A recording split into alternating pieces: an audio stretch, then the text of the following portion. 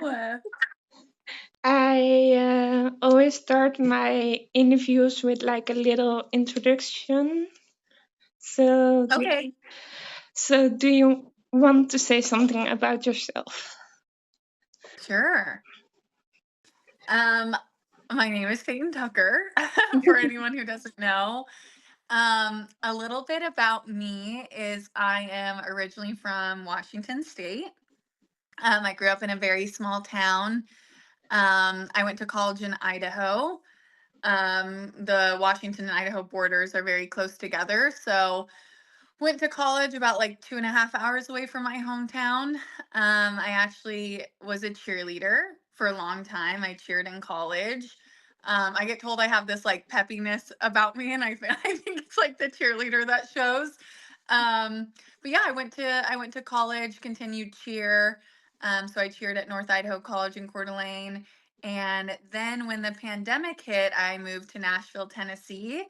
And I was in Nashville for 4 years, and that's when I started my acting journey and got in an acting studio. Um, so fell in love with it again there. So I've kind of been all over the place. Is something about me is I'm always ready for the next adventure. I don't really stay in one place too long. I grew up fishing. I grew up doing all the tomboy things while also loving the girly things like cheerleading as well. But yeah, I did theater when I was younger. I always loved to sing to people, connect to people, um, just bring joy to people. I think that's a big thing about me. Is yeah, I always felt like I was here to just connect with people. If that was in sports, if that was with acting, if that was moving and just meeting new people. Yeah, I think that's a big part about me and my story. And that's where my life has taken me so far, is from Washington to Idaho to Nashville and now LA. So yeah, that's a little bit about me to start. I love that. Some of them I already knew, Yeah. but Well, for I love how closely like you follow all the vertical people, and I've told you this before, but I think you're amazing. I just adore you. I think you're so sweet. And I mean it when I say like today, even being on the phone with you already, I'm like I needed this. I needed to sit down. You have great energy. There's something very sweet about you. So thank I appreciate how closely you follow the vertical actors and everything we do. And I think people like you are really giving us more of a purpose, even more so than we had on doing it. So thank you so much. thank Of course. you. um, the second you already kind of answered this, but for the people who do know you, like me, etc.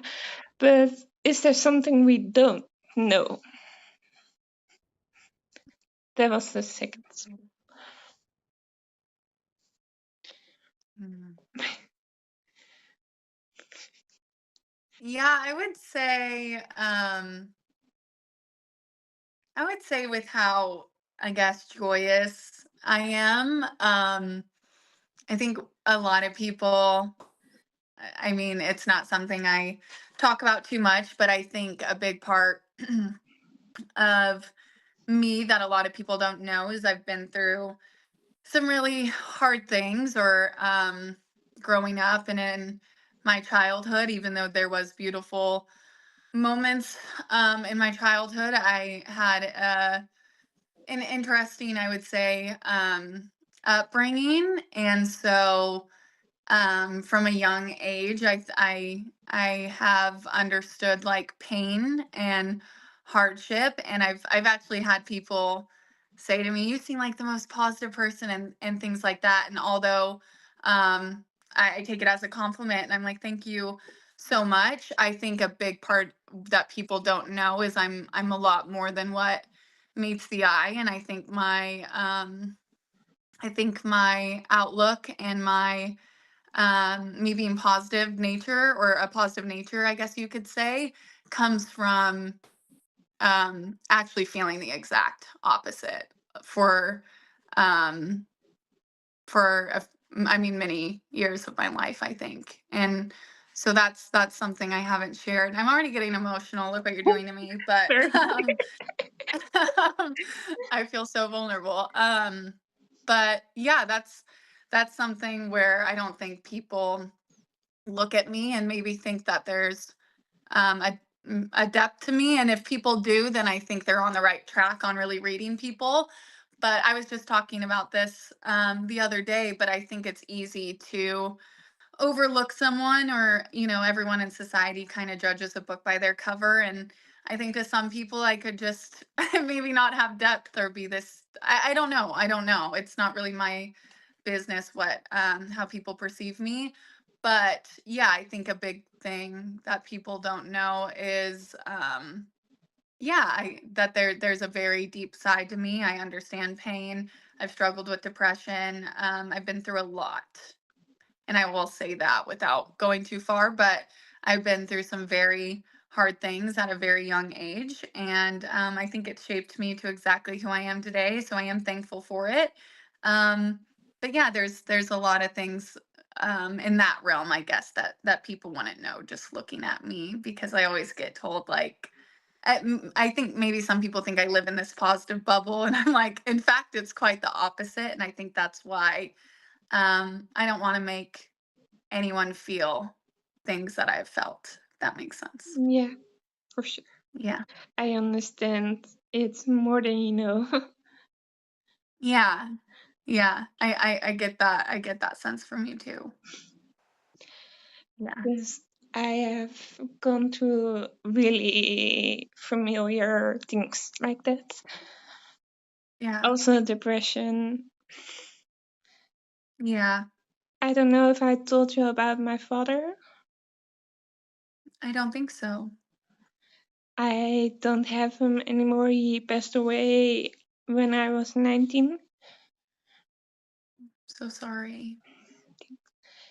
And Were you close to your dad? yeah, he was, yeah, my everything.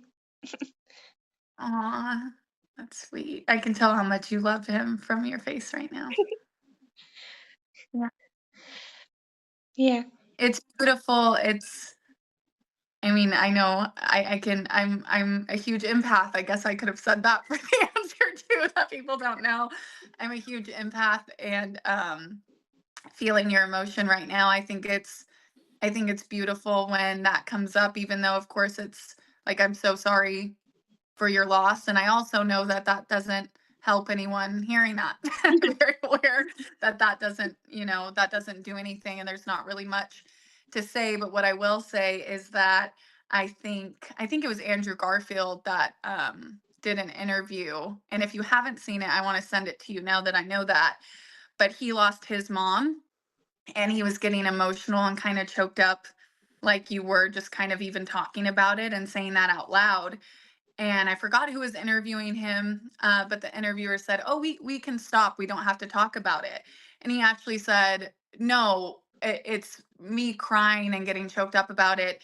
It actually comes from the amount of love I didn't get to share with that person. Yeah. Is yes, it's painful to miss them, but what's beautiful is the emotion that it just brought up in you, is all the love that you have for that person. It's what you can't express to them anymore, that is still with you. I mean, you can express, you can still express it obviously in other ways, and your father's always with you, because our souls are always going to stay. But I do think it's beautiful when I hear someone talk about, or get to see someone talk about a loss, because I feel a lot of love, even if you feel a lot of sadness, because it's your own experience. I can tell how much you loved your father by even the way you said that. And that's so beautiful that you guys had that relationship. Are you gonna ask that? But are you close with your parents? I am close with my parents. Your I mom for sure, because I know she's follow my best friend's Insta. Yes, I know. She loves that account because she tells me when we're on the phone. Yeah, my mom is seriously like my best friend in the entire world. She's like my greatest friend I've ever had. But just like every teenager growing up, you have your differences, and when your parents have the best, maybe intentions with you, you don't see it then. So I'm very close with my mom. I will say with both of my parents though, I feel closer to them now than I ever did, because the more I get older, the more um I value even how strict my mom was growing up. That used to piss me off. Now I'm like, oh, thank gosh, because the world is crazy. Um, or even with things that I don't necessarily like all of us, and I'm just keeping it real. Even with things I don't necessarily agree with, we all have that in our childhood where we're like, I don't agree with that or that, like, yeah, it used to, I guess, piss me off if I'm being real.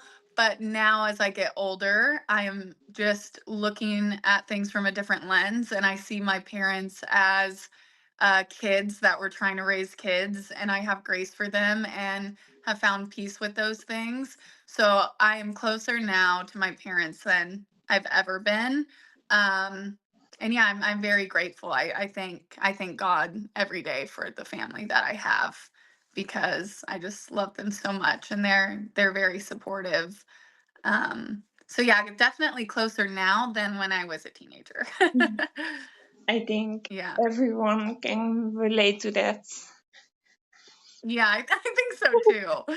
I think we're like, oh, parents suck until you grow up, and friends sometimes fade away, and your family is, at sometimes the only people you kind of have Yeah, to rely on. So, yeah. Are you close with your mom? yeah. And I Yeah. have a brother as well, Oh, cute. a big, I big brother, I have a brother. I have an older brother, and a he's dog. another one of my best friends. Yeah, yeah, he means the world to me. Like he's a person. We always talk about this, but I swear if we weren't siblings, we would have like found each other in life and been like best friends. Like we really have like this soul connection. And he's one of those people who doesn't have a bad bone in his body. And so to have a brother like that is, I mean, that's a big part about me too, is I just was blessed with very loving people. Like my mom and my brother and my like, they're, at the end of the day, it's always been just love in whatever way that showed up. But yeah, my brother means the world to me. He's the best. Same for mine. Yeah. Is he older or younger? 2 years older. Okay. Yeah. Me and my brother Trey, he's 4 years older than me. Almost 1 year, because my birthday is coming up Ooh, yay! in 2 weeks. Birthday. Oh, amazing. Do you have any fun plans or just Um, relaxing? I'm going to Belgium with my best friend. Well, that's a fun plan. That's the coolest thing you could have said. And yeah, just like celebrating with my family. Amazing. Well, I'm excited for you. Birthdays are always so fun. Yeah, Yeah. and like with my friends in my own home, because I have my own home. Oh, look at you. I love that. How long have you had your home? uh, for 9 years now, I think. Amazing. Congratulations on that. Thank you. Yeah, that's a huge blessing. Yeah. Yeah. Do you want to go to the next question? Sure, yeah. What's your favorite vertical you have done so far, and why? My favorite vertical I've done so far, and why?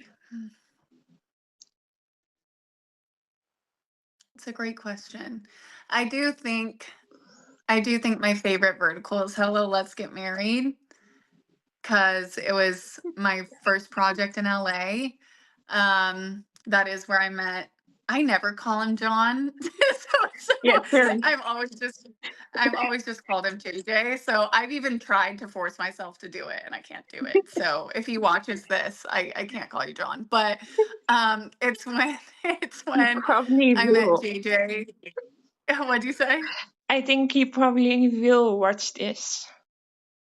Yeah, yeah.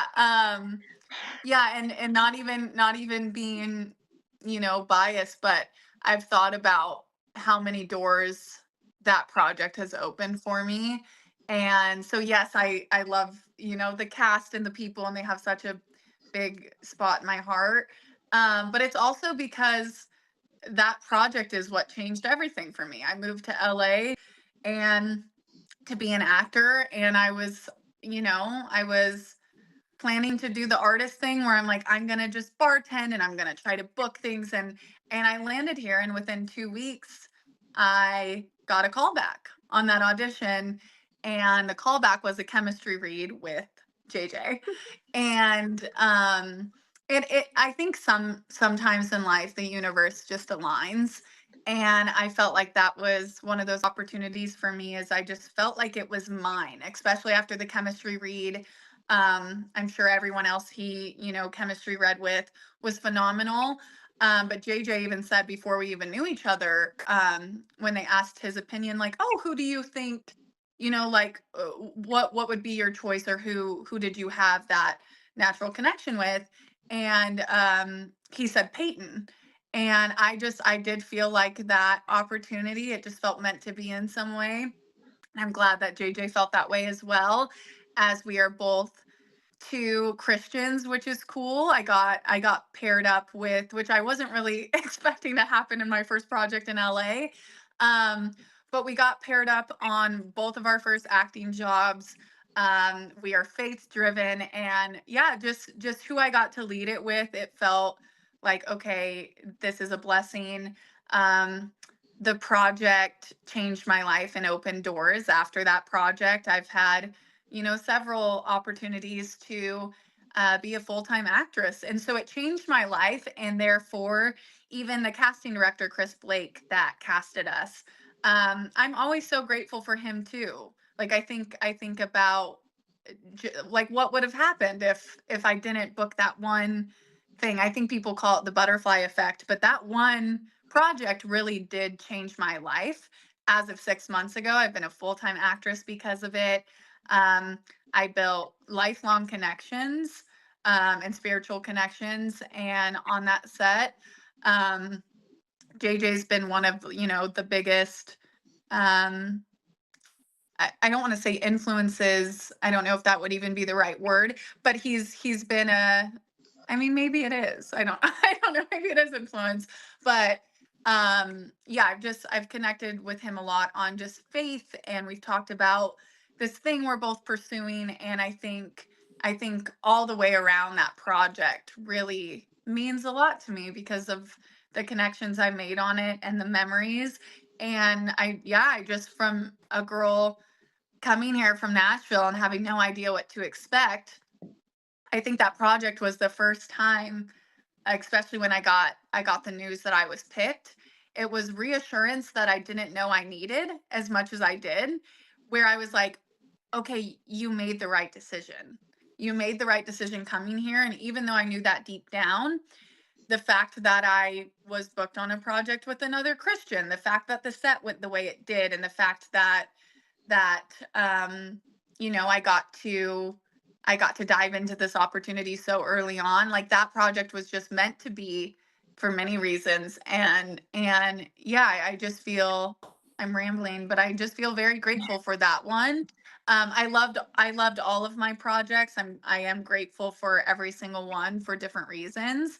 But I think my first vertical will always have a special place in my heart, because without it, the other doors wouldn't have opened, or not in the way that they have. So I'm gonna say Hello, Let's Get Married. And just like, even Grandpa Everett, John, the other John I worked with, we had such a special connection. Like there was just such good connections made on that set. And I felt like the cast was like handpicked by God. Like I really feel that way. Um, so yeah, I will never forget that opportunity. I'm so thankful to the casting director. I'm so thankful to the cast. I'm thankful for God for aligning that in the way he did with all the right people. And it means a lot to me. Yeah. I can see that. Yeah. Is there anyone you would love to work with that you haven't already or want to work with again? I I don't want know. I don't know. Oh, go ahead. to make a stupid joke. You can make a stupid joke. I love stupid jokes. You have to say JJ now. Me and JJ from the very first project have always wanted to work together again. Um, well, and not only did we love working together, um, because everything is just so like the chemistry was just so free flowing. It was so easy. Um, when you are led by faith in life as well, there's just another understanding and like comfortability with someone. But me and JJ have talked and we want to do another project together, not only because we've worked together before, but because it was our first project and we both keep booking and doing like we are growing so much on set that we'd actually like to see like, oh, the people we were, because it was his first project as well. The people we were when we did Hello, Let's Get Married and the actors we were and artists is so much different as I mean, change is inevitable. We are such different artists now. We're different people because I mean, I'm constantly changing, you're constantly changing, everyone's constantly changing. And I think it would just feel so crazy to have the contrast of wow, we grew so much as artists from the first vertical we did. Because now with you know, I've done a vertical every month, and I think with each set, I'm getting more confident on set and getting more comfortable in what I'm doing. Where on Hello, Let's Get Married, I was like, this is a lot. Like I'm a lost puppy. Um, and thank God, like I said, I had an amazing cast and crew to keep me on track. But I would like to lead another project with JJ, and we've talked about that for a while now. Because yeah, I think it would be so fun to see how much we've grown, but also, like I said, when two people who are comfortable around each other and have this beautiful soul connection that we do, I think that it makes acting effortless because the chemistry that people saw in Hello, Let's Get Married, and this is the first time I've said this, so this is exclusive for this interview. The chemistry that you saw in Hello, Let's Get Married was nothing short of what chemistry we had in real life. And that what even our director, I'll share a funny story with you as well, because I know how much you love JJ. And And I you? love him. I have so much love for him. Yes. Yes, very very soft place in my heart for that man. But and yeah, he was my first ever co-star. So like there's so many, there's so many firsts with him. But what's funny is when we were filming the meet cute of that project, so when he's pulling me in, and I know you know this scene Mm. where he's like, "Oh, grandma, here's my wife." Um, or this is the girl I'm getting married to today. Our director, before we filmed that, said, "Hey guys, this is an important scene of the project." I think we're on like day 5 of 8 or 9. And she's like, "This is a very important scene, so we need to go back to that. Like, this is the first episode people see of your guys' connection." We were like, "Okay." And we were blocking that out with our instructor. And she walked away, and me and JJ were just talking as we would and kind of laughing as we would. And my director across the room said, "Yeah, do that." And we were we were literally just having a conversation. And she was like, "I'm not even going to block you guys out. Just, yeah, look at him like that." And I looked at my director and I said, "So don't act." And we kind of just laughed. And like, it explains the project is that all the chemistry you saw between the two of us and yeah, just how natural it felt. I saw a lot of comments on that project specifically on like, whoa, their chemistry felt like it was real life, and in a way, in a way it was. I don't feel like I forced anything there. And I think it's funny that towards the end of the project, the production was like, we don't really need to talk to them about chemistry or shots because it was so free flowing. And that's what I loved about that project is it was almost effortless in those scenes. It didn't feel like acting. So yeah, that's a funny story that our director said is like, oh, never mind, just talk to him how you would normally. And I was like, okay. so so yeah, I love that memory, and I would love to lead another project with him again. And another actor instead of JJ? Because Yeah, JJ is obvious, but is there someone you want to work with?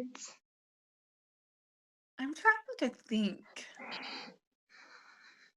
I really loved, like, when it comes to um I got really lucky to be able to lead a project with a phenomenal female, Candace, on When Love Comes Too Late.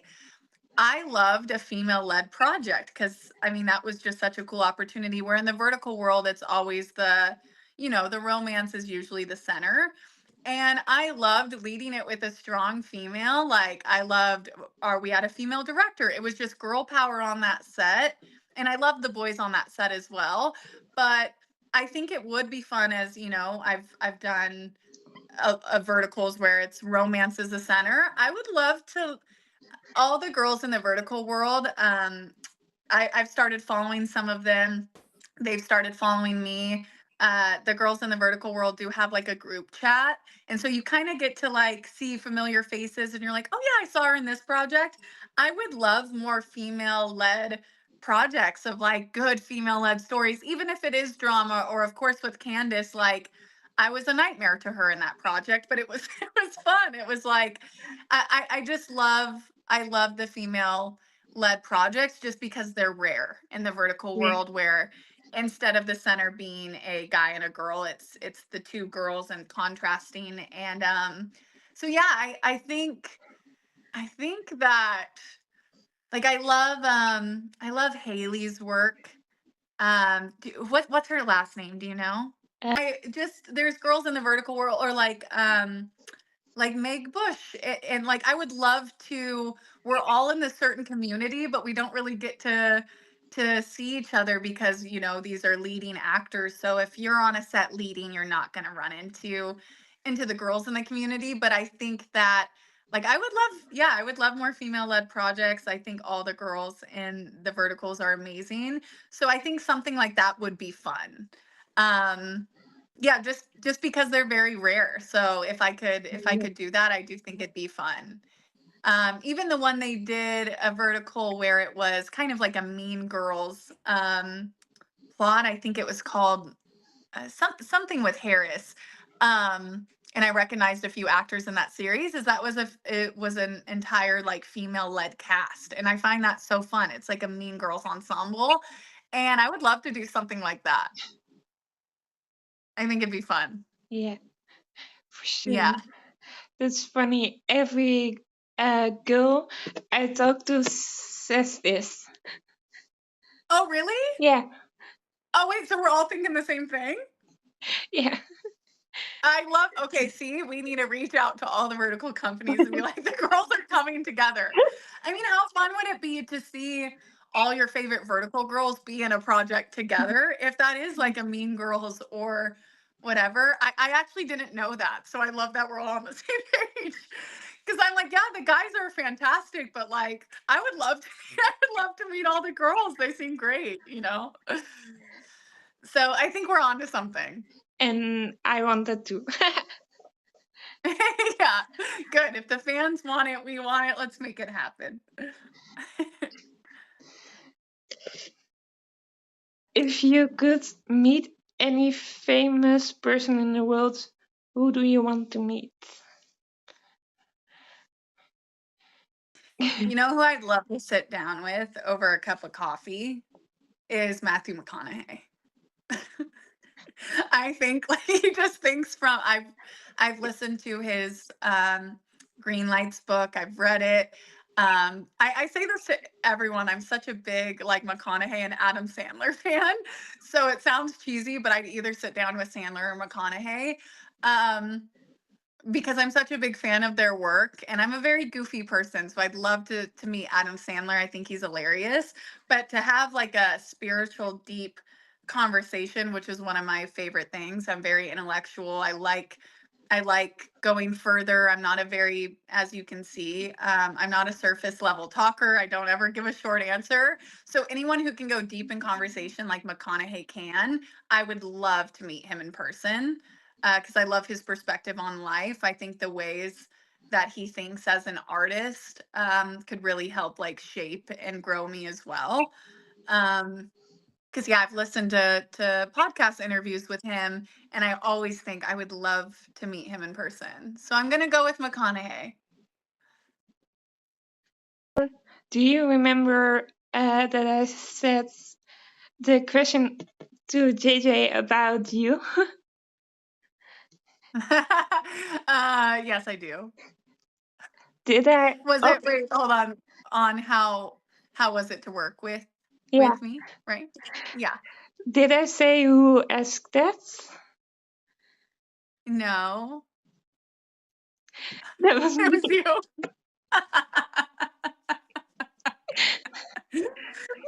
I like that you're on my team. You're like, let's get down to it. You're like, oh, I just had this random question come in. I'm gonna ask it. I love it. You're a who. I I appreciated that question. I didn't expect that. And he was the one who said, oh, you should watch this part of the interview because she asked about you. And I was like, did she? And then right after you sent me, you're like, hey, check out this part. And I'm thinking, my girl, I love her. I was like, I like the way she thinks. Ask away. I would love to hear all the tea about me. Just kidding. I love that though. Thank you for doing that because that was such a sweet moment Yeah, from me between too. the two of you. Yeah. The whole I love it. conversation was so emotional. Yeah. Like this one.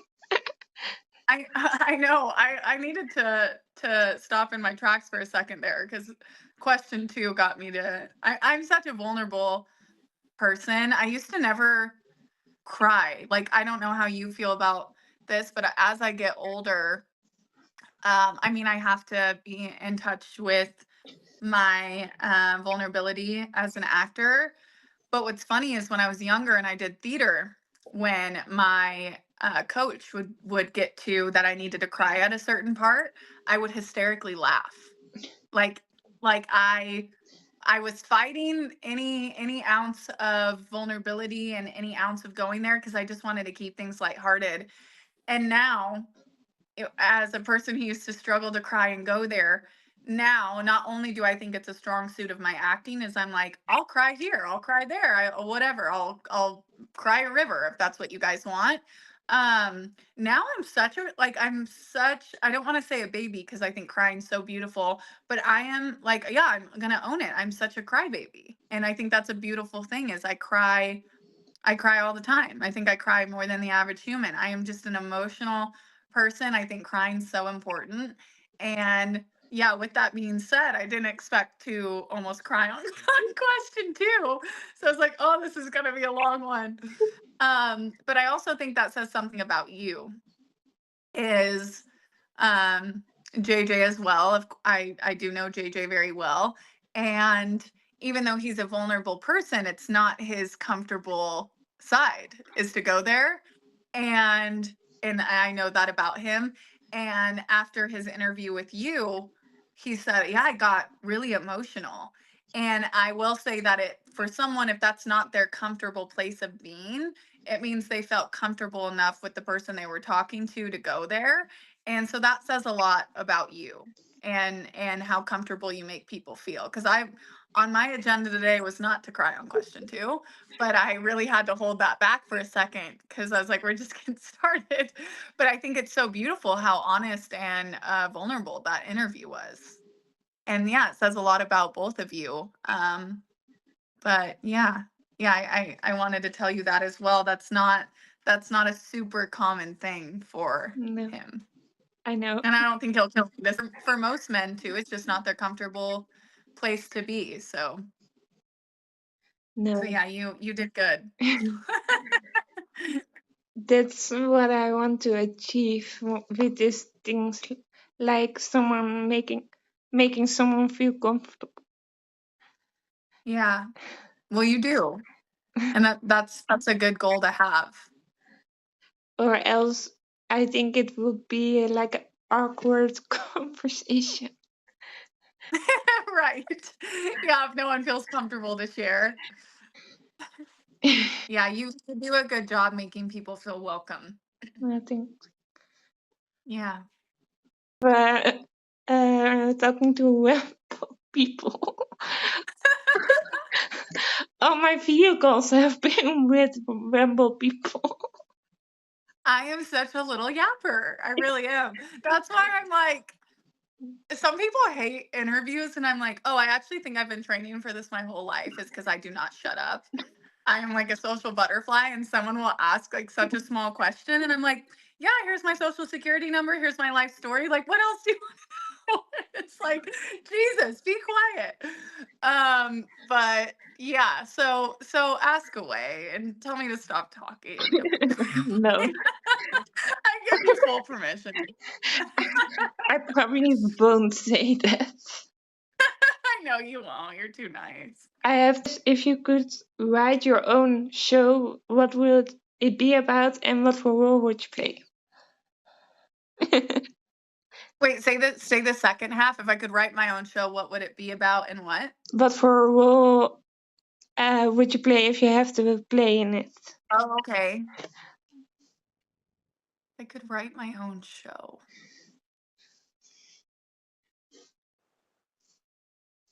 If I could write my own show,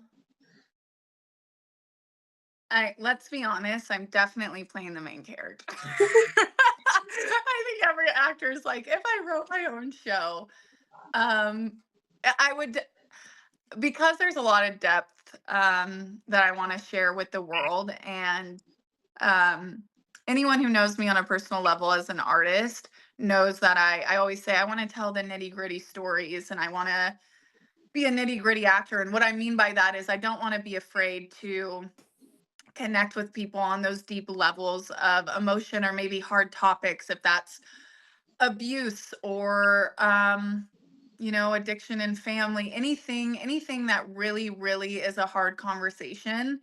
um I would like to be able to tell those stories, and do think I have the ability and the emotional range to do so. So with that being said, if I could write my own show, I don't know exactly what I would call it or anything like that, but I do know that if it was up to me and I could tell a story that I would want to tell, it would definitely be about,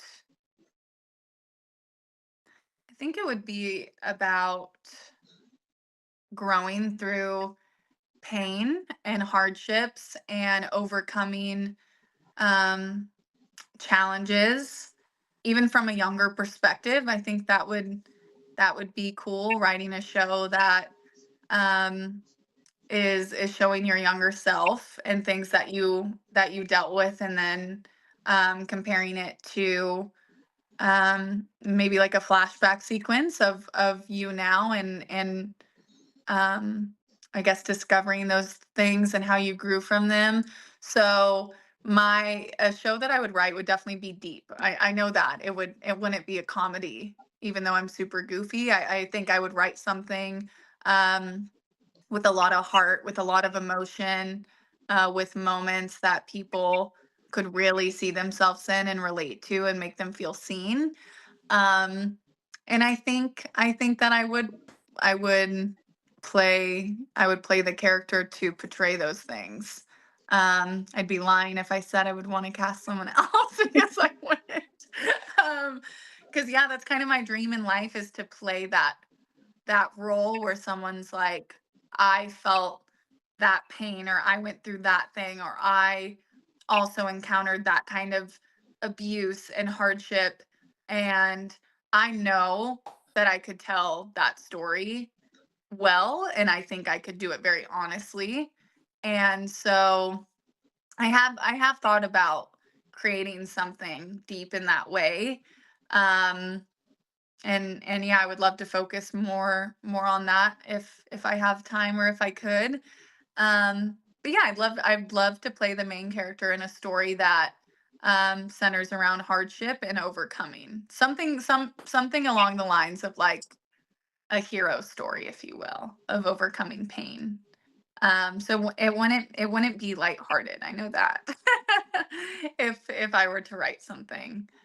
Um, so yeah, Something people can wake you up with in the middle of the night. a burger, like a smell of, like the smell of like good food. Actually, no, it's not could it has because growing up, if I like passed out earlier, even like at a friend's house. If I passed out early and they like cooked something late at night or whatever, I am smelling that and it's waking me up out of my sleep and suddenly I'm awake and I'm like ready to eat. So I would say that I would say the smell of good food. Um I'd also I mean I'd wake up for my friends have called me in the middle of the night, like so late at night on like work mornings the next day. And I will talk to my friends, or if they needed something, I would go be there for them. So yeah, I've woken up for crazy calls from my friends, and my friends know who they are. So I've woken up to that and have had long nights with friends in that way if they needed something. But other than that, you could wake me up with the smell of food. I'm a foodie through and through. Um, What would you wake up for? mm, for sure, if my best friend needs me, Yeah. I have been awake for many, many times, and I I love think we can all sleeping. relate to that. Yeah. Yeah, Uh, those late night calls from friends you have to answer. yeah. Or if my brother needs me, Yeah, that's a good one. and I love pizza. Pizza would wake you So, up. yeah, Pizza I and think those burgers, that's all three. they need to do. Yeah, those are good. I like that. I relate to that very much. Uh, do you have any questions for me, or do you want to go to next? Let me think. I think it takes I think it takes a lot of I think it takes a lot of courage to want to um hop on and kind of throw yourself in the mix and connect with people, or bravery you could say, because I'm a social butterfly, but making that first move on like, hey, we should do this. I don't know if I'm that person necessarily. But have you always been brave and kind of a social butterfly where you're not afraid to connect to people, or is that a new thing right now? Like, were you shy when you were younger, or were you ready to like interview people at the grocery store? Like when did this start? Do you want to know why I'm laughing? Yeah, why are you laughing at me? J- JJ asked the same kind of question. Did he? I should have watched y'all's full interview because we're kind of the same person in a lot of ways. What did he ask you? Uh, a little bit different. If I always been so sweet, caring, that Aw. Yeah, I didn't watch your guys' full interview. It's not surprising that we'd ask some of the same questions. We'll say stuff sometimes, and I'm like, or at the exact same time, and I'm like, well, so that's fun. But to answer your question, I was really shy when I was younger. Okay. But yeah, I just grew to be like this. And I think What gave you the push? uh, I think the hardest things in my life gave me the strength to, yeah, push myself up and be positive more. But I always been like caring and very open to people, so that's not Yeah. new. Yeah.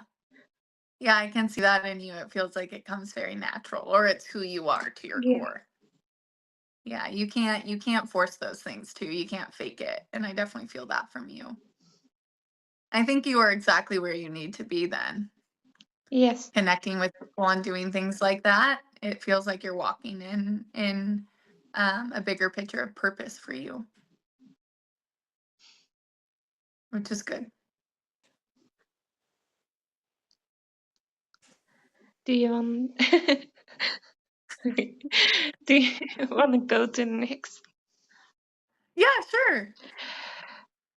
What do you like to do in your free time if you have free time? If I have free time, that's a good point. Um, being a full-time actress right now, by the grace of God, Jesus really is so good. Because even saying that out loud, if I would have said that a year ago, I don't even know what I would have done. Um, but I have been a full-time actress since I've been here, going on and off set. And what's cool is, even though I feel so busy all the time, because being a full-time actress isn't just that you're on set. It means when you're not on set, I knock out so many auditions, it's not even freaking funny. So I'm always doing something. I'm always everyone, my brother, I live with my brother. My brother knows this, everyone in my life knows this, is like I have to have my laptop with me. It's like an OCD thing. I have to have my laptop with me at all times, because I'm like, I'm trying to let that part go, but I just like to be on top of acting. I want to be caught up on emails, and I still fall short.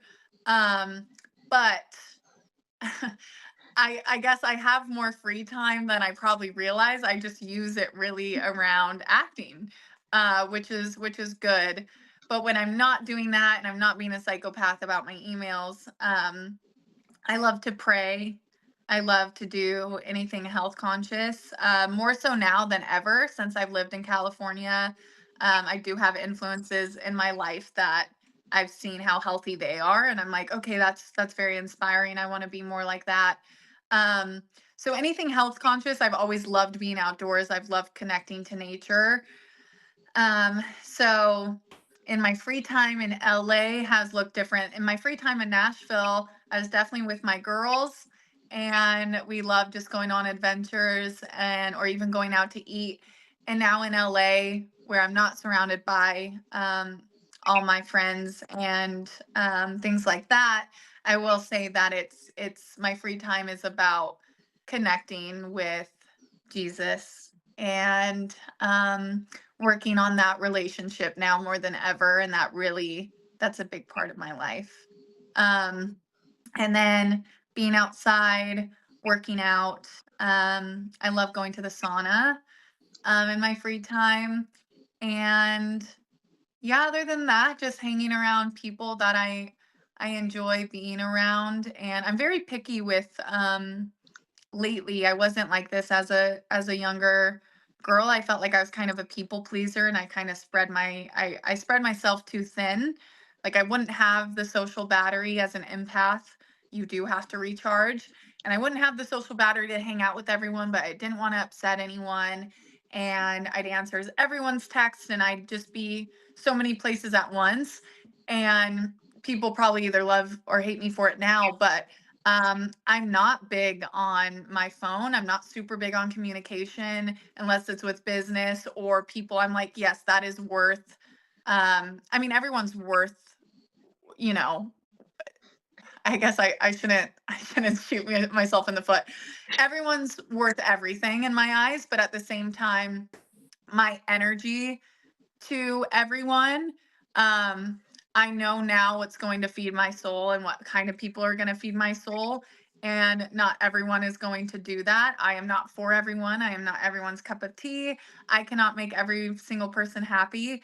And so my free time looks a lot differently now, where I really like giving that to me and to a handful of people. I like calling my mom on my free time. I like calling my best friend. I like connecting to Jesus. I like hanging out with people I love.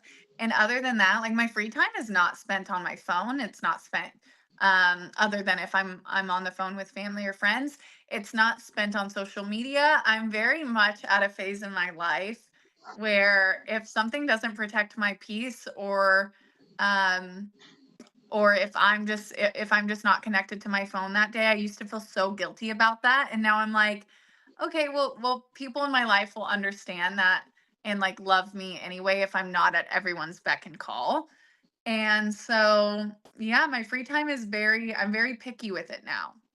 And I didn't even realize that until I just said it out loud to you. Yeah, I'm pretty picky now on when I do get free time and I'm not focused on work, then it's going to be spent doing something that feeds my soul. It's going to be spent um, on things that I know are going to make me feel better. And I'm very proud of myself when it comes to that. I don't think everyone's super happy about it now compared to how I used to just spread myself thin for everyone and always be on my phone and constantly trying to keep up with everyone. I just don't have the energy to do that anymore, and I think that's okay. And I know people who love and support me uh, do understand that. So yeah, I'm pretty particular on how I spend my free time these days, and that's how I know I'm going into like a new phase in my life.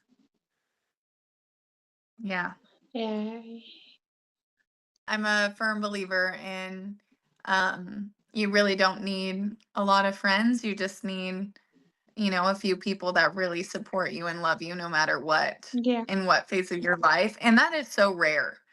So people with a million best friends, I'm like, that's great. I'm so happy for you. But I just think it's been rare for me to find people who, if no matter what season of my life I'm going through, or if I'm like, hey, I'm not a good communicator this month, or I'm in my own world with work and I'm just so busy. And like the people who I keep very close to my heart now are the ones who are like, we love you and we understand. And like, I just love a small circle of people. I think that's all you need. And I think it's important to be kind of picky on who you let in your inner circle. yeah, Um, and so, yeah, I think the fact that you have a friend that's like a sister to you and you have friends that it looks like they mean the world to you, I think we're very blessed to have those people because they are rare. yeah, A lot of people will a lot of people will be your friend.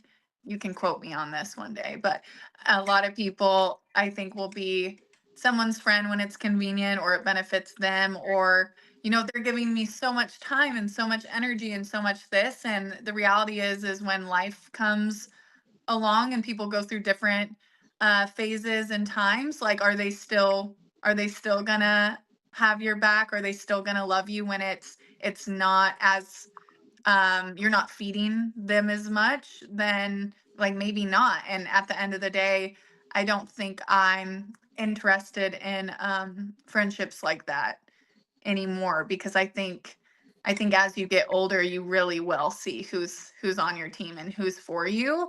Um, Even on times where you're not for yourself and you're feeling down and you're not even really wanting to communicate with anyone or anything like that. It's like those people will still be there for you and they'll be ready to pick up the phone right when you call. And those are the kind of people that I want in my life. And it sounds like you have them as well. And yeah, I think that's such a blessing because it's rare. yeah. Give your younger self advice. Would you advise her? There we go with the younger question. Aw, I love that question. If I could give advice to my younger self. Yeah, Hmm,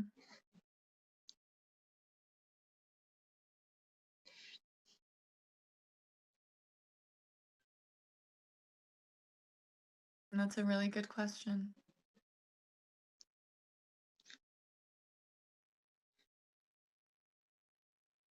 sometimes I like think about, I guess what's tripping me up right now on that question.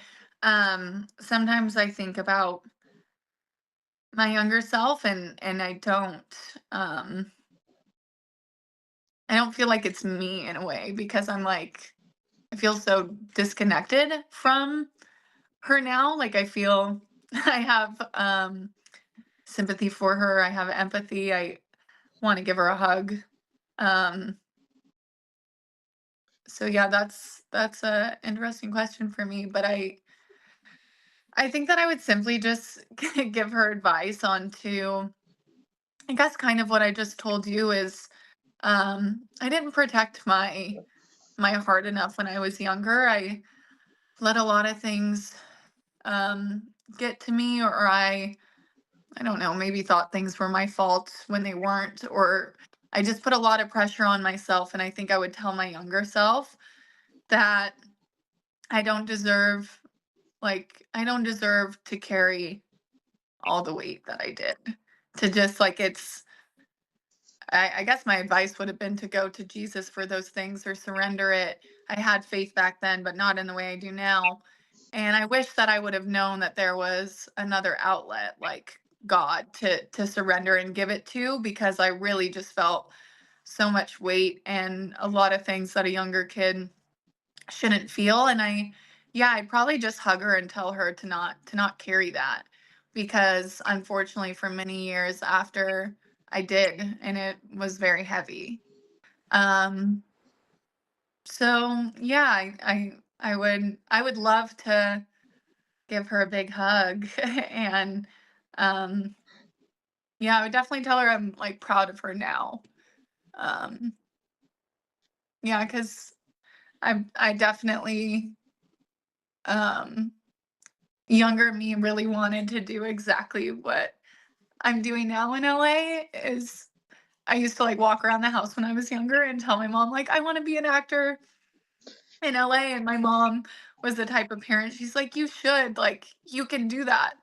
And I think there was other things around me in life where I didn't think that was possible for where I was from, or like what I thought my life was going to be. I thought my life was kind of going to be maybe a mixture of just sadness and sad stories and, dark feelings and a lot of weight forever. And um that's just not the case, which, I mean, thank God, but we always convince ourselves of things when we're younger. So I've why this question makes me so emotional is that's something I think about a lot, is that question is like, would my younger self be proud of me? And maybe in some ways she would think I'm an idiot. you know No. um but in other ways, I think that a lot of what I do as a woman in her 20s, I think a lot of what I do is for that girl, um, that I would give advice to simply just hug, or to just tell her to not carry weight, and that like everything that you want and everything that you dream of is right in front of you if you just believe in yourself and surrender everything else. So I wish I would have known to do that at a very young age, but I didn't. And I do think that's what makes me a very raw artist when it comes to emotion, is I did hold things for many years when I should have just surrendered as a younger kid. So if I could go back in time, I'd tell her that. Um, yeah, and I would have a big hug waiting for her. It really stumped me, because that's not the first time, some things you think about, and I do think I think about that a lot sometimes, or when I'm like, why am I pursuing what I'm pursuing? And my acting instructor in Nashville used to say, if you don't question what you're doing as as an actress and an artist every like year, you're not doing it right. And his name's William Arnold, and he's a big mentor for me and has been. And I really relate to that. Is sometimes I'm like, is all these auditions and getting all this rejection, or everything, that kind of comes with it, like, is it worth it? Why am I doing it? And I go back to, like, it's who you are. It's who you wanted to be as a younger child, and that little girl does deserve for her dreams to come true. And it's kind of up to you to give that little girl that future. But what's weird is like I'm that girl. I just don't look at it like it's me, but I have this sense of protecting that part of me and protecting her.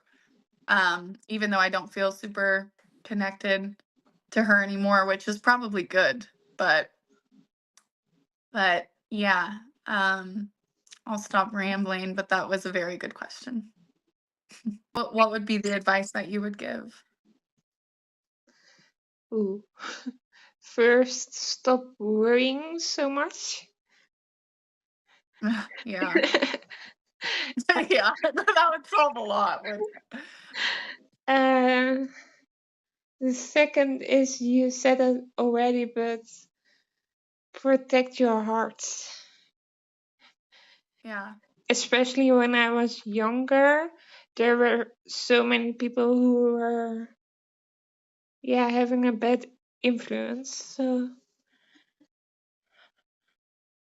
Yeah. Yeah, we don't know when we're younger to no, protect those sides of ourselves. no, I think it's so much easier now to look back at your younger self than when you actually was younger. Yeah. I think it's easier now for me. Yeah. I think that's kind of the beautiful part of life is now Mm. me and you can sit here and say, oh, we really relate to those feelings. And but but what's beautiful is like maybe that's the whole point, is that you're not supposed to know all those answers, because if you did, then we wouldn't even be able to have such a human conversation if we didn't relate on that. Yeah, And the reason we can relate is when you're younger, you're a little naive, and thank God. Thank God you're naive to some stuff, because wow, if I was fully aware, um, I don't know. I think that that's kind of the whole point, is it's such a beautiful thing now where probably the things we're referring to were not so beautiful. Um, and it's a beautiful thing that we can sit across each other and be like, I see you, I understand that. And I would, of course, I'd go back and do something differently, but what's kind of the whole point is like that's not how this whole life thing works. With age, comes wisdom and comes knowledge, and um, yeah, I see even that question when I'm answering it, you get flashbacks of like, wow, that was me, or I think this way now, and I used to think, back then, the world was ending. Let's be honest. yeah, Like so many times when I was younger, the world was ending. And yeah, I think it's beautiful to go through that and to be able to have that human connection with it and understanding. That alone makes it worth it, I think. Yeah. I'm going to what? this is very me, giving you guys every side of myself. My phone is almost dead, so it doesn't die. I'm moving you. I'm moving my vanity so I can charge it. We're moving the set. Hold on, people. Okay. Okay. You This, can, you can continue. I'm just irresponsible. Okay. Phone is no, charging. you aren't, because I love it. Because JJ did it also. Are you serious? Oh man. I guess we're twins. I guess we're twins in another life. I mean, he's beautiful. I'll take it. That's so funny. I'm telling you, we're kind of like the same like person, different font. That's why Hello, Let's Get Married casted very well. Okay, I'm ready. The set has moved. I'm ready. Maybe you expect that I'm going to talk about this, because do you remember my favorite show from you?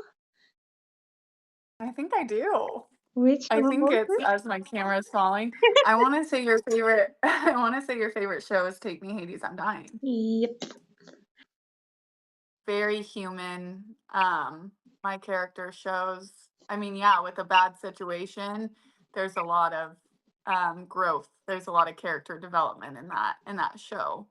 So I really, I'm very thankful for that in that project, as well as I felt like I got to show a lot of different sides to one character. Yeah, and that real thing is what I like the most. Yeah. Oh, thank you. That means so much. Yeah, No problem. I do remember you saying, "This is my favorite." And I was like, "Oh, good." But my question was if there was anything hard to film about that show. Oh.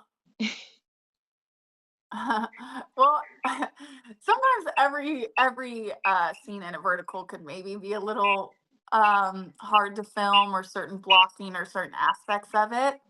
Um hmm, I will say, like, I don't know if I look at it as hard to film, but I will say that that project really challenged me. Um it challenged me in many ways. It was the first time I stepped out of my comfort zone with a certain project, or a tone of a certain project. So that was challenging in its own way. Is stepping out of your comfort zone can feel very scary, and you're kind of figuring out how it feels to you for the first time. And Dakota comes with a lot of, there's so many moving parts to her, and there's so many, like, I just remember every scene with her. It was very easy for me to connect to the emotional capacity that was going on, because I was like, okay, I very much relate to her in the point that, like, you have this going on, but now you're worried about this. And instead of being able to focus on yourself, you're now worrying about the people close to you and putting your time and energy into that. And so emotional capacity wise, Dakota was, I mean, that's what I loved about her, though. There were so many layers to her. That was it challenging? Of course, because she had so much going on. But was it, like, so, was it rewarding to play the emotional range and the I would say many characteristics of her? It was, because I I relate to that. I'm not, kind of how I explained earlier. Like, I think when people look at people, they make a certain assumption. There is so many freaking layers to me. I'm like an onion. I think a lot of artists would relate to that. I think humans would relate to it. And Dakota had so many parts of her, like the me having to cough up blood every other scene. That was challenging alone, and being able to act, but also having to be sick and having to focus on love. But hey, she doesn't have too much energy. This character, we really had to, it was, I don't know if challenging is the right word, but it was technical. She was a technical character to play. And I would say the most challenging scene, for me to film on that project, was when Jackson comes and meets me in the bathroom after I'm coughing up blood, and I look and I'm like, "Oh, did he see the blood and he doesn't know I'm sick yet?" And it's when Fiona and him are at that event, and I'm with Asriel and we're sitting down at dinner. So the scene after that, where he basically looks at me after I turn him down and says, um, basically says a bunch of downgrading things. As a woman, that was a challenging scene to film because it really hit me. Like, it was that, um, the emotional crying scene you see after that. I don't know if you would be able to recall this scene, but I slide down a wall in that green dress and cry. Yeah. We only filmed that once. That was the first take, and that's how emotional that scene made me. Is a guy being like, "You're used," or "You're this," or the worst things that you can say to a woman. That was really challenging to even act out on how that makes, I think, a female feel. And so that scene that you guys all see, where I'm bawling, sliding down that wall, that was a first take, and because what happened and the reaction they got out of me, my director said, moving on. And I said, no, I have more tears. Like, I love crying. So I'm like, that really hits me. I have more to give. And she's like, Peyton, that was phenomenal. We don't need another one. Like, don't put yourself through that.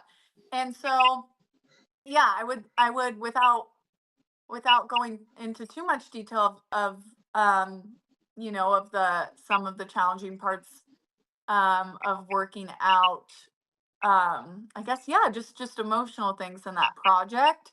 I will say I will say that what made what made Dakota a very she had so many characteristics. It was challenging to remember that I needed to play all of them. Like, sometimes I would just focus on, okay, well, I have to focus on Indy and what's going on with Indy. But I would also, what was challenging is, like, you're not supposed to have a lot of energy, when you're sick. Yeah. And so there was challenging things like that to remember in the project as I went. Um, but other than that, I would just say the normal challenges that come with filming and kind of blocking and setting up shots. Um, so yeah, I hope that answers your question. Yeah. Um, yeah, I don't know if I looked at it as challenging, but that's, I guess, what I would relate it to is the most difficult parts. Yeah, I love that question. What do you think about the vertical world growing bigger and that you now have a fan account even for my best friends? Yeah, I mean, I feel so blessed and so grateful to be a part of a community where people are, wanting to talk about our performances. And yeah, one of your best friends, shout out to her on starting a fan page for me, and where my mom is calling me and she's like, "Did you see they made a fan account? This is so sweet." And I really do. I mean, you can probably see it in my face. I feel so grateful. I feel very flattered. I feel very honored that people care about the work I'm doing. I think that in itself makes it all worth it. And I think it is crazy. I mean, I think we're seeing the start of something huge with verticals. Um, I know I saw last night that Real Short had one of their previews for their new project or screenings in an actual movie theater. Yeah. So I don't know if they rented it out or what they did, but I think that's phenomenal seeing it on the big screen. And yeah, this world that I got kind of thrown into when I by the grace of God, when I moved to LA, I think we're just seeing the beginning, and I feel like this community is so supportive. There's diehard fans of verticals, and I honestly just feel happy to be a part of the conversation and to have projects that people can relate to and watch, and to sit down and connect with people like you. I'm I'm thrilled about being a part of all of this. And yeah, like I said, I'm just a small town girl from Washington that really didn't know if anything like this was super possible. And with what I've done now with being in LA, it has changed my perspective on, yeah, there's a bigger picture here, and there's a lot I want to prove to myself when it comes to acting, and I think the vertical world is a great space to do it.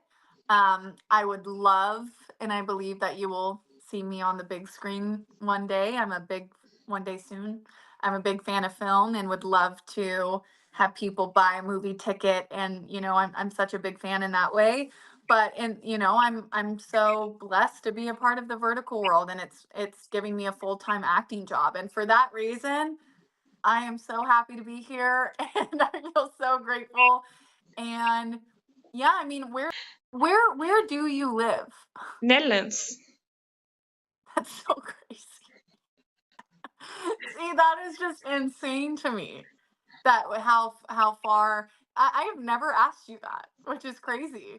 Um it's crazy how many people across the globe this is touching. Yeah. It's crazy. I've talked to so many people Yeah, in Belgium, America, Japan, all these crazy. countries. Yeah.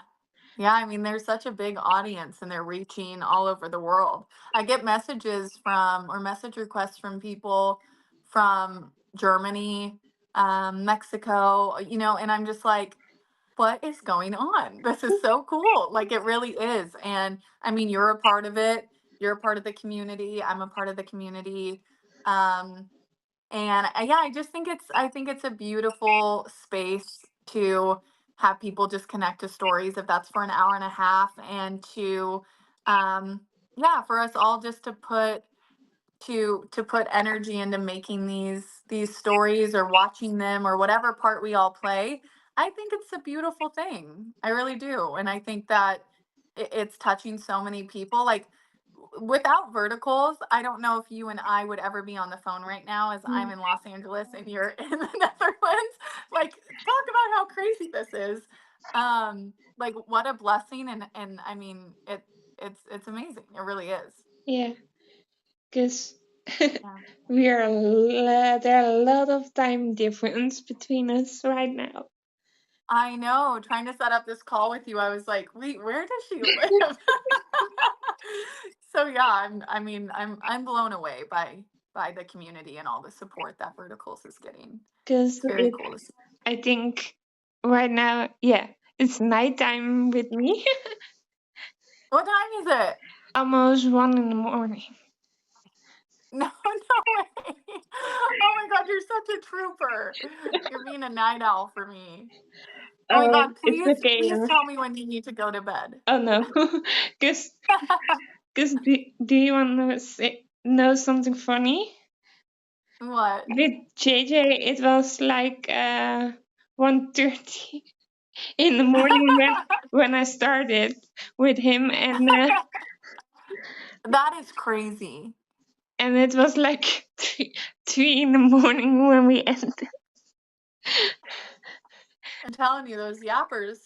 Oh, I'm just But, kidding. but it was in the weekend, so yeah. Okay, okay. Yeah, that time difference is crazy.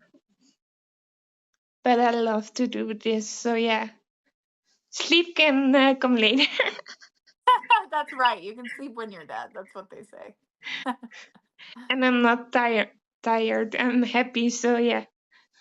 Oh, good. I feel that way as well. I'm someone who like runs on coffee and I'm always tired and sleeping is one of my favorite things. And I feel very awake right now talking to you as well, which is good.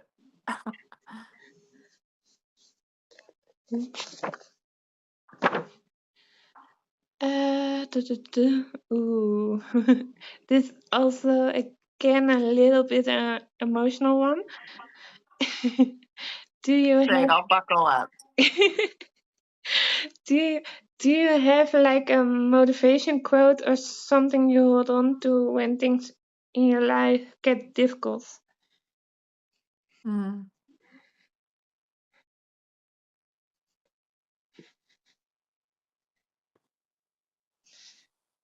I'm always saying just like I feel like I talk quotes throughout the day, me and my friends. So let me think if there's one. It's kind of this isn't, it's not going to sound like this crazy thing and it doesn't need to.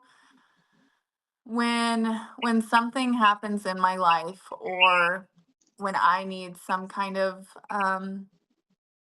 I guess hope or motivation, to lean on the fact that time heals everything. I have just been someone in my life that really has seen that is that you give a situation time or you give your heart time. Um, and I believe God and time heals everything. And my mom always says, which I love in bad situations too, and I think it's very cute and sweet. But she'll always say if I'm ever, crying to her on the phone because I cry as a full-time job, she'll always say everything looks different in the morning. And I don't really hear a lot of people say that. And what that means is when the light comes in a dark situation or you're, at night especially, um, and you're feeling, I would say a lot of people relate to nighttime seems very sad and in some ways if you're already struggling with something, or when I used to struggle with depression, because I lived in I don't as much anymore, which I'm very thankful for that. But because I used to live in really cold places, 8 months out of the year were winter, or 7 months. And so anyway, at nighttime would be kind of this, like, I don't know, it'd feel kind of cold and dreary. But yeah, my mom would get on the phone with me and just say everything looks different in the morning. And so when the sun comes out, and it's a new day and the birds are chirping, and you're like, I can make a coffee. And I do believe, like, romanticizing your life is important too. Is like, I love, yeah, I love waking up in the morning. I love drinking coffee. I love the little things in life. But I do think it's important to remember that even on the bad days, or when things seem dark, like, everything looks different in the morning. The sun's going to come out, and time truly heals everything. Even the things you're like, I'm going to feel this way forever. It's like, no, you won't. Yeah. And that's, and we talked about that as well with talking to our younger selves. It's like, time has healed.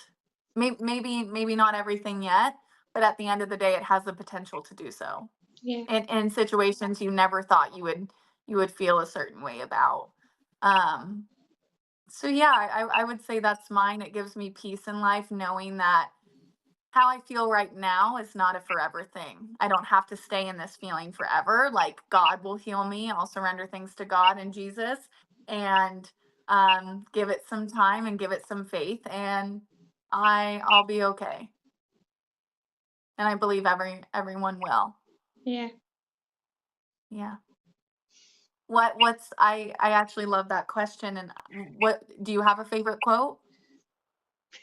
You said my favorite quote at the ending. Everything will Oh, be really? okay. Aw, oh, that's cute.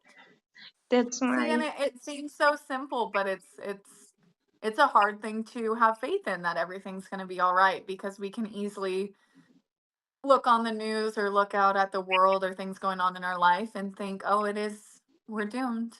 yeah. I mean, and I'm not going to sugarcoat that, because that's kind of the reality of some things. But everything will be okay, regardless what that looks like. Everything will be okay.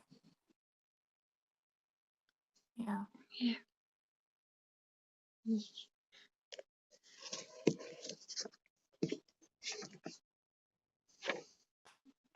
We have like 7 more questions to go. Let's do it. And we're like almost 2 hours.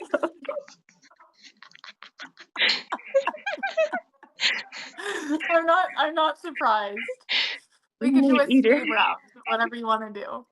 uh, the next question is, if you could have 3 or less wishes that come true, what would you wish? I love your questions. Thanks. I would wish, wow, these are really good questions. I would definitely wish for world peace, across the world, for people to feel peace. And I know so many people spend their whole lives never feeling that. Um, that's very important to me. So one of my wishes is that everyone could feel that. Um,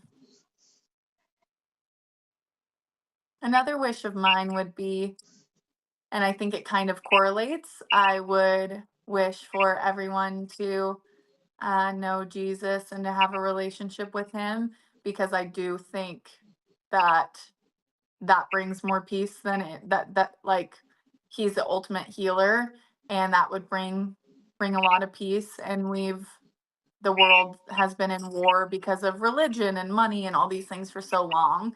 And although I respect everyone's religion and beliefs, I always have, I always will.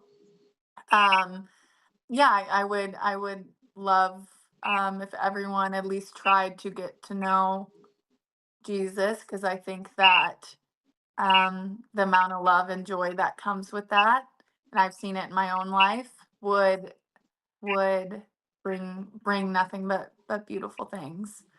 Um, and another wish of mine, hmm,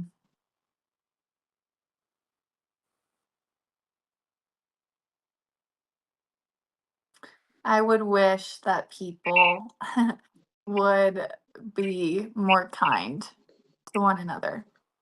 Because if we all did that, what a wonderful world this would be. Yeah.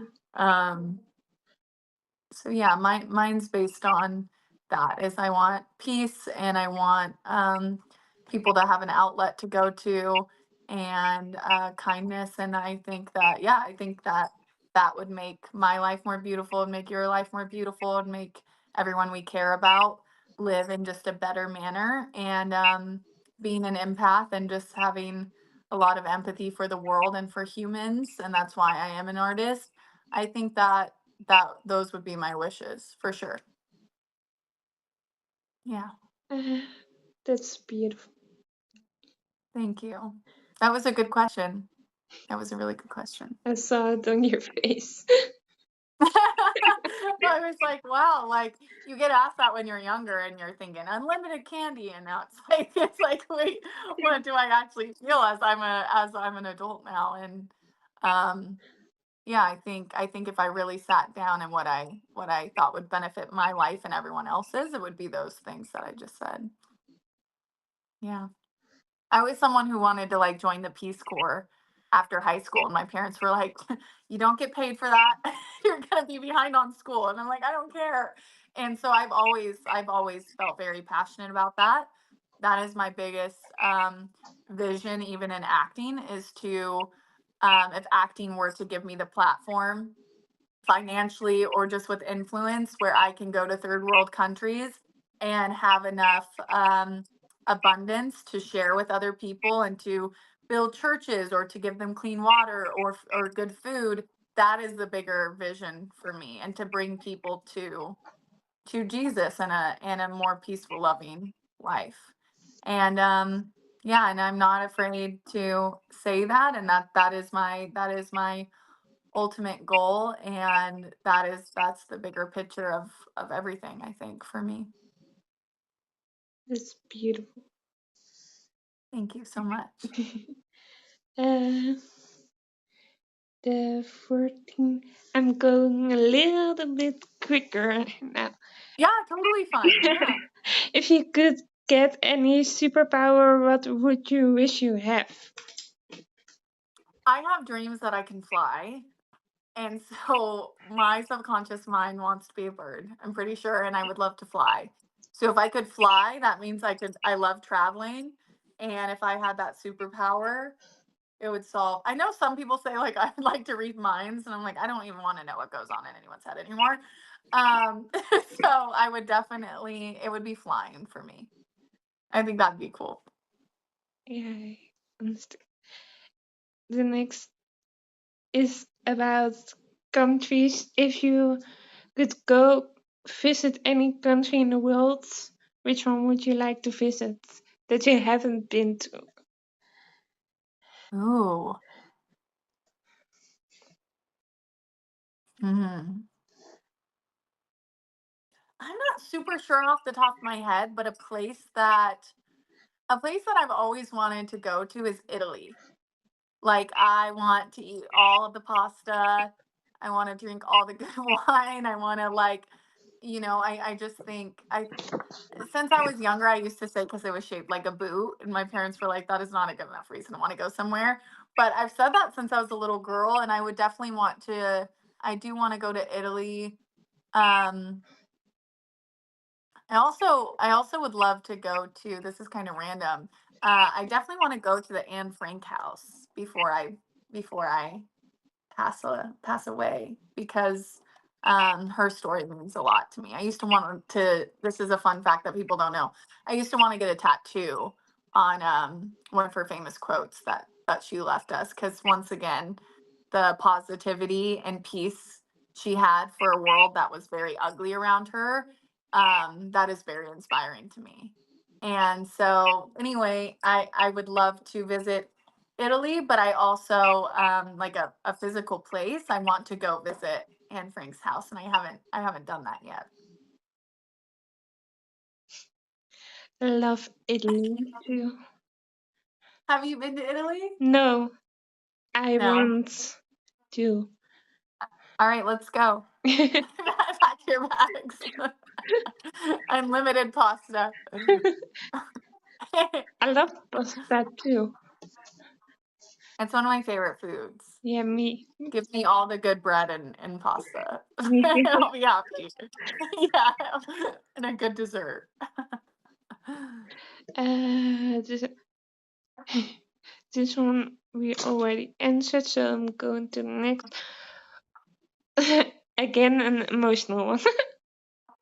Oh, great. No, I'm just kidding. I love them. What do you do when you have an off day mentally and you still have to work? You know what? To be honest, I am a fake it till you make it kind of person. No, I don't think anyone, well, that's probably pretty dramatic or extreme, but I will say I have had many days where I could have been very off on set and taking it out on people, or if I had, like, I am the person that when I get to set, I am going to not put that on anyone. I'm going to be super positive and I'm going to put a smile on my face. And I think staying true to who you are, even if other things are weighing you down or you have other things going on. I'm a firm believer in being very professional on set as well and at work. And yeah, I hate to say it, but I'm it's just faith and like, okay, we're gonna be okay. But also, um, I'm almost delusional in that way where I'll fake it till I make it. And because I put so much positive energy in, even when I'm having a bad day, it suddenly becomes my reality because that's the set I kind of created. Like people are being nice to me. There's a good flow in the air. So when I have to go to work and I know that I'm not feeling good, I make more of a effort to be the most positive person on set, even when I'm not feeling it, because I'm very well aware there could be five more people that feel the exact same way I am today. And if we all leaned into that feeling, set is not going to be good. So when you get to work, they hire us as actors to really, yes, tell the story, but also you're supposed to be the lightness on set, that kind of like your tone kind of carries the production. Like no one wants to work with an actor that is having a bad day and kind of bringing everyone down. And don't get me wrong, we all have them. I've definitely had them, but I will say I never lean into the fact that I'm having a bad day. I'm going to joke, I'm going to be positive, and then by the time I leave that day, I'm like, I feel great.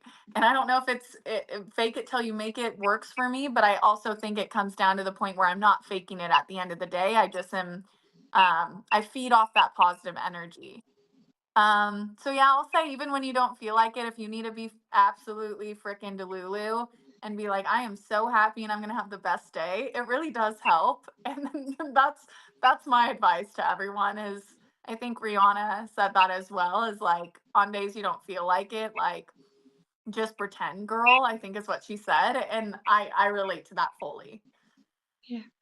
Or I'm a Taylor Swift fan too. And when she's like, what's the lyric? I'm so You're n- depressed, I act like it's my birthday. I you relate to that. you now kind of ask answer the next question. Oh, did I? What's the next one? If you listen to any music, and if you are, which artist or song is your favorite? Yeah, I'm a big thing about me. I love to sing. I'm a big music person. Music is like runs in my soul and blood. I can't even explain it, but um I really like I'm a big country fan, moving from Nashville, being from Washington. Um, so I love country music. I listen to basically every genre. I know a lot of people say that as well, but it's true. Um, I really like kind of the underground artists that people don't listen to too much. I don't know if you know the artist Role Model. He's just now kind of kind of blowing up, but Mm, me and my friends found him in college.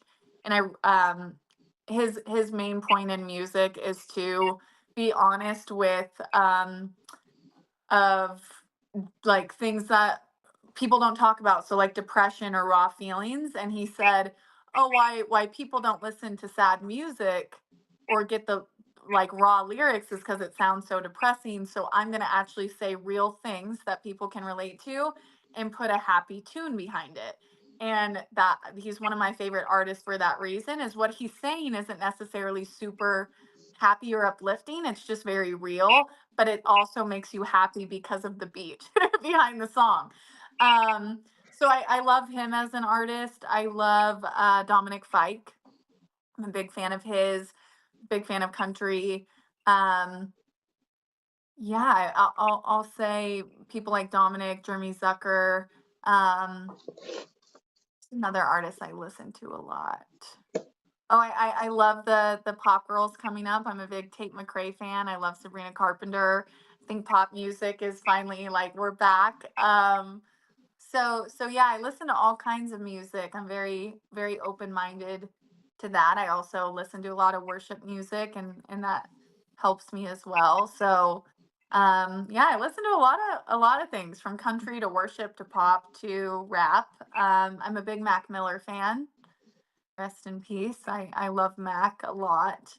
Um, yeah, those would be a couple that come to mind.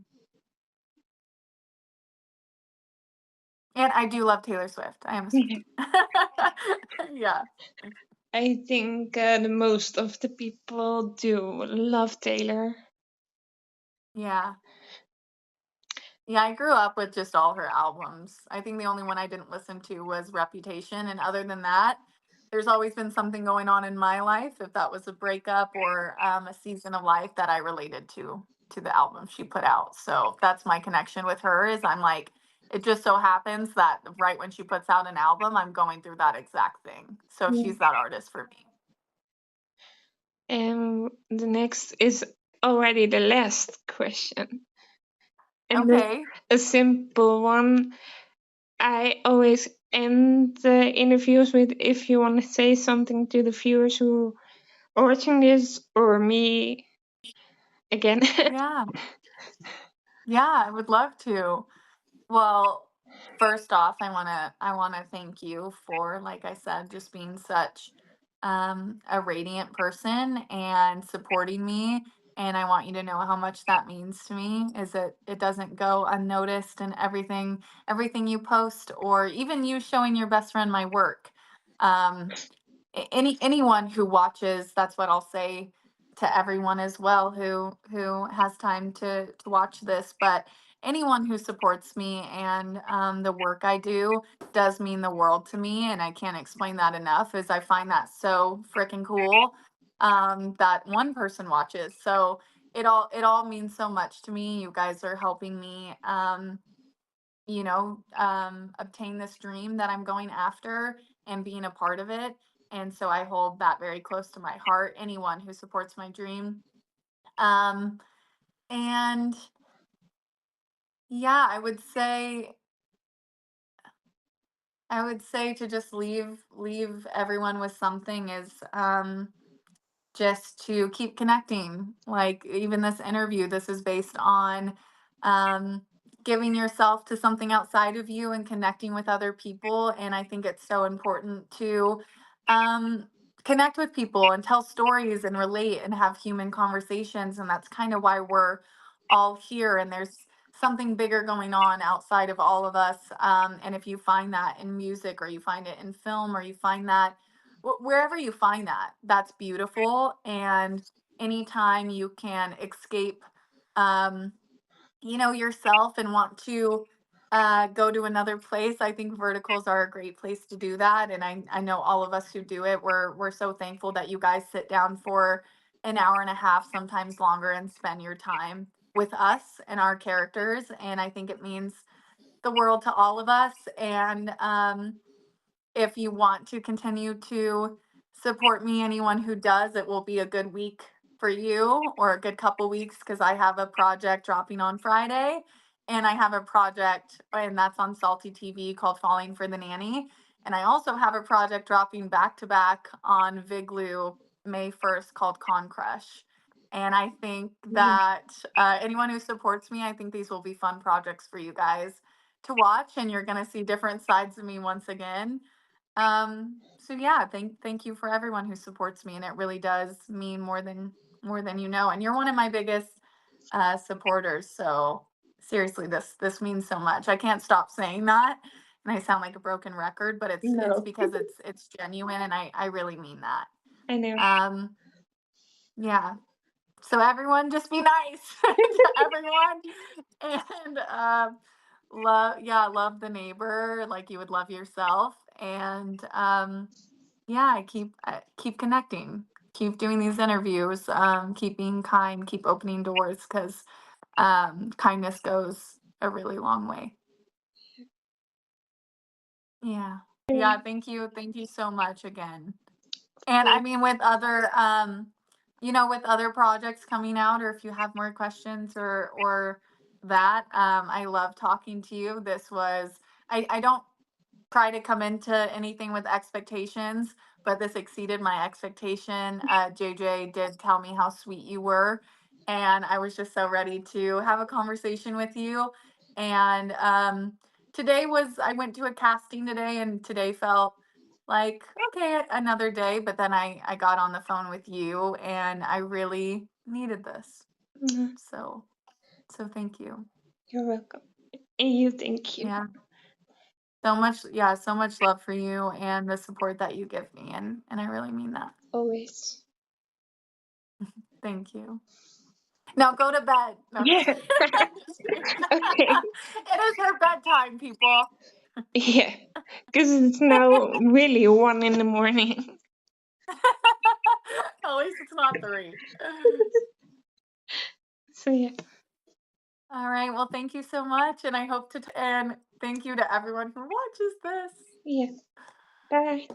Bye.